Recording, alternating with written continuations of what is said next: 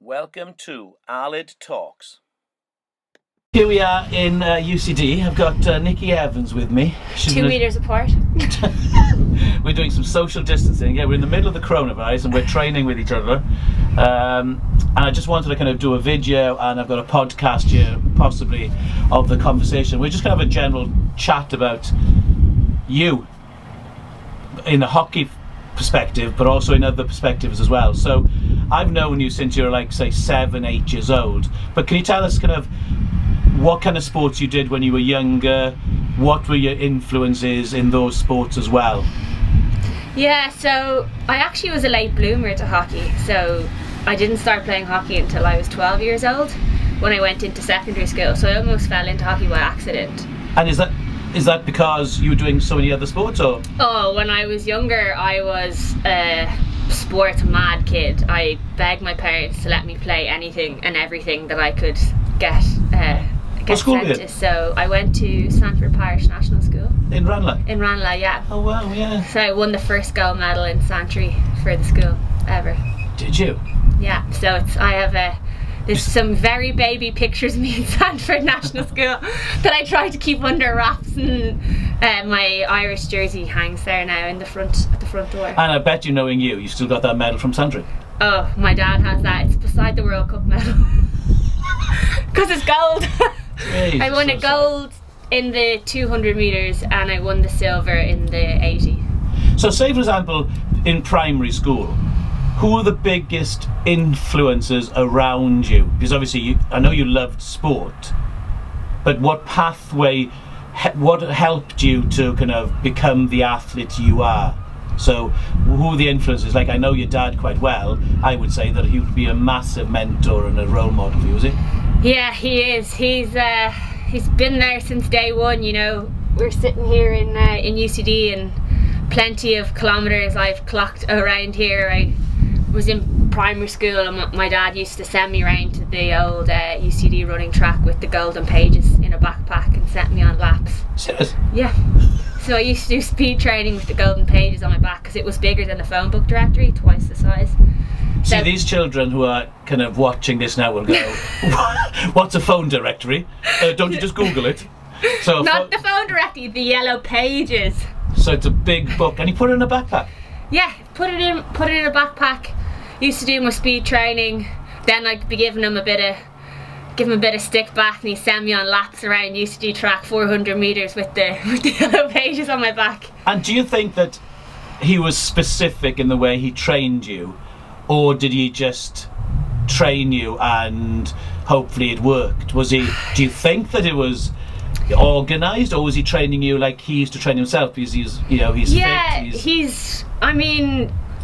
He used to take part in the training with me, so he never missed a game for me. My hockey coaches in school in 4th year asked me, was my dad employed, because they'd never seen him miss a game before, no matter what day of the week.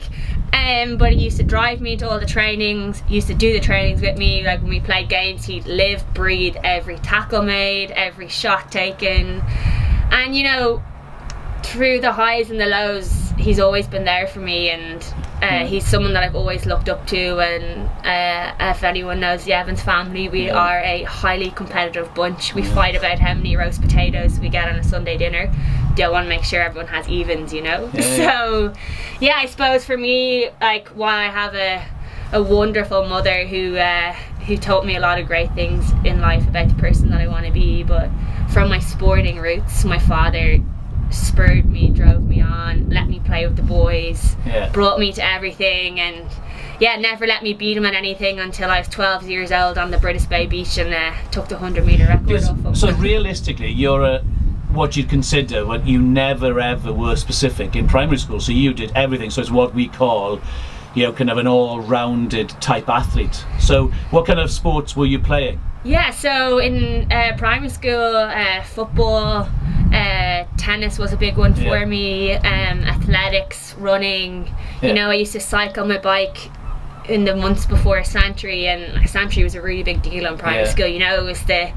It was the crux of the sporting event that you wanted to be at, and I cycled my bike in the mornings. We used to train in Sanford Park before school 4 mornings a week. So running was one of the key components that made you stand out? Because I remember you in Santry, and obviously, what did that give you? So you were kind of good at it, but what I knew you were good, but what does that give you when you were winning? How does that, if winning is kind of gives you the confidence, what else did it give you then afterwards? Yeah, I suppose it gave me the some of the characteristics that I've brought with me the whole way through, you know, hardworking, determination, competitive, always striving to be the best version of myself in everything that I do, and you know, and be it not just in a sporting context but also with my academics and the person that I kind of want to be, and the teammate that I want to be remembered for. And how many caps have you got for Ireland? 198. Wow, that's some amount of caps there. But the one thing I've always, since I've known you since you were like 7, 8 years old and stuff, is this thing, like even this morning we were supposed to meet here at 9:45 to kick off the training, and you were here at 9:25, but you've always done that. Why do you do it? Well, if you fail to prepare, prepare to fail. So, you know, if you want to do something, you got to do it right. Like, I'm a big fan of goal setting, no matter. Do you? Yeah, every day. Do you? Every day. Get up in the morning and I write my list, even if it's to go out and water my plants, because gardening, now that I have a bit of rare time on my hands, I have a new love for gardening, and along with a couple of other things. But so you write it down? So I write my list every morning, my goal setting, because it gives a meaning to what you're doing with your day. No matter, and you know, you can monitor and track your progress. So be it in the hockey sense, be it in an everyday sense when times are a little bit strange and unroutine for people at the moment, and people have to stay at home. Tell me then, how old are you now? I know how old you are, so I just don't know, catch you out. Okay, you're 30. Yeah, you're 30 years old. But tell me, if this video, if somebody's listening to this and they're 14, 15, 16-year-old girl, what I'd give to go back and be 14 years old. What kind of advice would you give a 14, 15, 16-year-old that you've learned through your experiences? But what do you say talking to a 15-year-old Nikki Evans again? What would you have said, and what would you change for better, for worse, whatever? What would you do? If you want something in life, go do it. There is the biggest barrier and obstacle to achieving something is yourself. And nothing substitutes for hard work. Nothing. You need to put the hours into something to give it your best shot. So, you know, be it study, be it taking up knitting, running, you know, when you want to do something, you've got to give it the real time and dedication to actually give it a right go. And do you know the fact, because I'm not stopping you mid-sentence there, but you use those words so easily, words like dedication and consistency, but you've been dedicated and consistent since you were 7 years old. I remember you walking into Riverview, and you know, if I'd say go and do some serves, you'd stand by the box and you'd just go and serve, and you wouldn't stop until somebody told you, where some people might do 5 serves and go, do I need to stop now, where you were just going. How do you teach that? Because that's one of the biggest things I see. The difficulty is lots of people are trying things, but how do you stay consistent and dedicated? I think that just comes back, you know, you're not born with that.